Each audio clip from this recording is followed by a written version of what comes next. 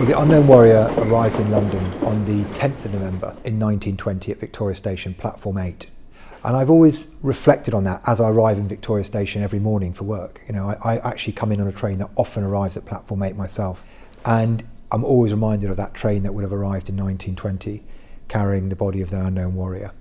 So remembrance remains a very real thing to most soldiers who at some stage in their service will know someone who's lost their lives on operations, and that makes you kind of reflect on the losses that have been sustained by other generations of soldiers before you. I think the Unknown Warrior has become a timeless memorial to those lost in war.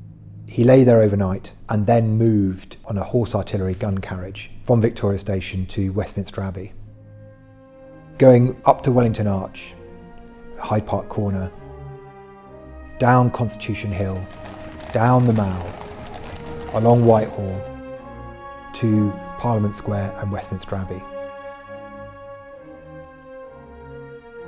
The empty coffin on the top of the Cenotaph, the Garden of Remembrance, and the Unknown Warrior, even 100 years later, perform this kind of avenue of remembrance every year, which provides a focal point for the whole nation to remember the losses in war.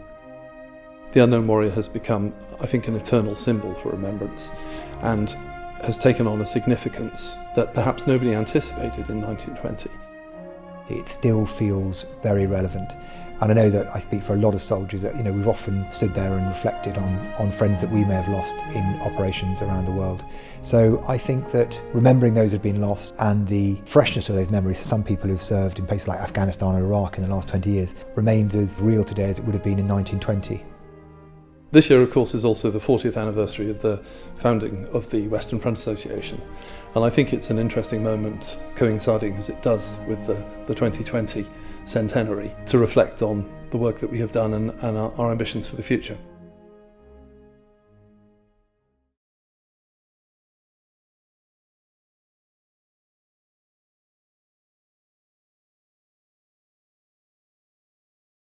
In Flanders fields, the poppies blow between the crosses, row on row that mark our place. And in the sky, the lark still bravely singing, flies scarce heard amid the guns below. We are the dead. Short days ago we lived, felt dawn, saw sunset glow, loved and were loved, and now we lie in Flanders fields. Take up our quarrel with the foe. To you from falling hands we throw the torch, be yours to hold it high.